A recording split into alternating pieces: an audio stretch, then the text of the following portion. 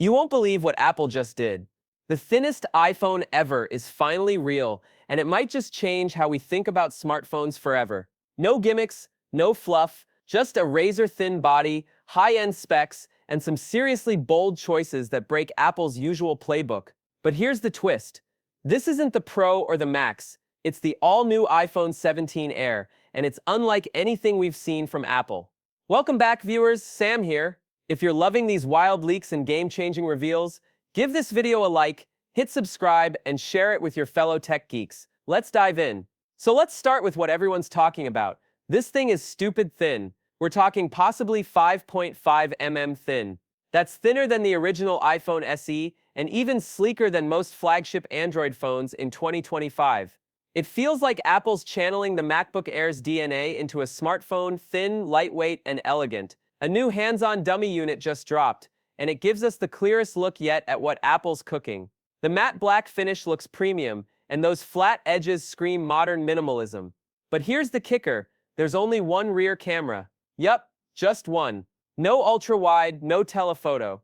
Apple ditched them all to keep the Air slim. But don't panic, it's a 48MP fusion lens, and leaks suggest it's tuned to handle everything from portraits to night shots like a champ. Now what's powering this skinny beast?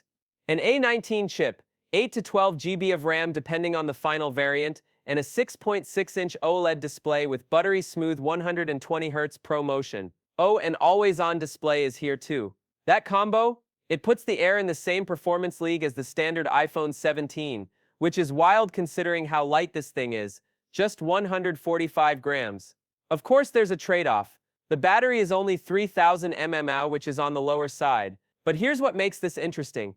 Apple might be compensating with crazy efficient software tuning and possibly stacked battery tech. They've done more with less before, and they just might pull it off again. Even the camera bump got a makeover. Instead of the corner module we've seen for years, the lens now sits centered and spans more of the rear panel. It's bold and very un-Apple, and I'm honestly here for it. But there's more. The iPhone 17 Air might be getting a touch-sensitive camera shutter button, the same one rumored for the Pro models. That means Apple isn't treating the Air like some light version. It's a flagship in its own lane. And get this, despite ditching titanium for aluminum across the board, early leaks suggest the Air might still sneak in some titanium reinforcement. If true, this thing won't just look premium, it'll feel rock solid too. So where does this fit in Apple's fall lineup?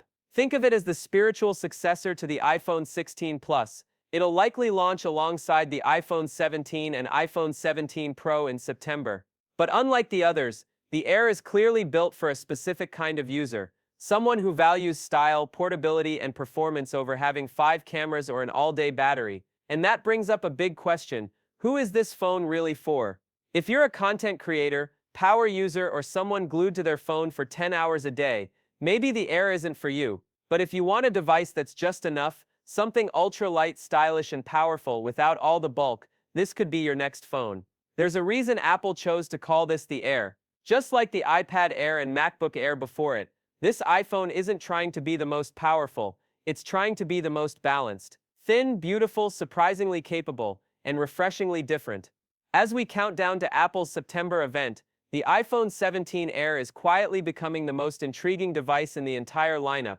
It might not have all the bells and whistles of the Pro Max, but it has something arguably more exciting, a new direction, one where less really is more. And who knows, with Apple's insane software optimization and silicon efficiency, this might be the sleeper hit of the year. If more leaks or dummy units drop, you know I'll break them down for you right here. So stay tuned, stay curious, and hey, if this video gave you even one whoa, that's cool moment, smash that like button, share it, and subscribe for more. Until next time, this is Sam. Catch you in the next one.